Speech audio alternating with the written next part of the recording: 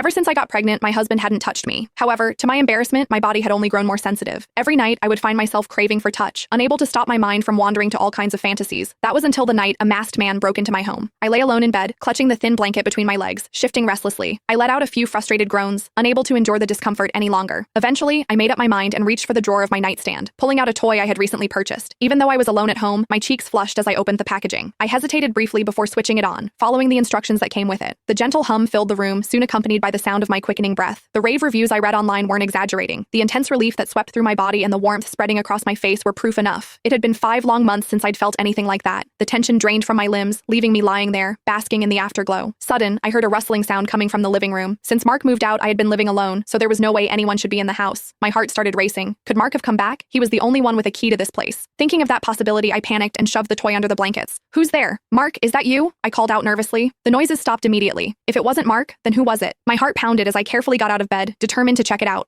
I always turned off the lights before going to sleep, so the house was dark. Opening the bedroom door, I could barely make out the shadowy shapes in the pitch-black living room. I fumbled in the dark, feeling my way toward the light switch. However, just as I reached out, a gust of wind swept past me. Before I could scream, I felt someone, tall and strong, grab me from behind and slam me against the wall. The moment I was pinned against the wall, I realized something was terribly wrong. The man quickly clamped a hand over my mouth, probably to stop me from screaming. Panic surged through me, and though I wanted to say something, I was too terrified to risk angering him. Before I could fully process the situation, his hand left my mouth and began to move down my body. I bit my lip hard, trying not to make any noise, especially with this stranger so close. However, a small voice inside me whispered, "Please, just go along with it. Do whatever you need to survive." The man chuckled softly, and I froze, every hair on my body standing on end. A shiver ran down my spine as I imagined the mocking grin on his face. His warm breath grazed my neck as he finally spoke. At last, his voice was low, almost as if he was deliberately disguising it, making it impossible for me to recognize. I managed to stammer, my voice shaking. "Who are you? Please, don't hurt me. I'll give you money. It's in the closet of the guest room. Take it.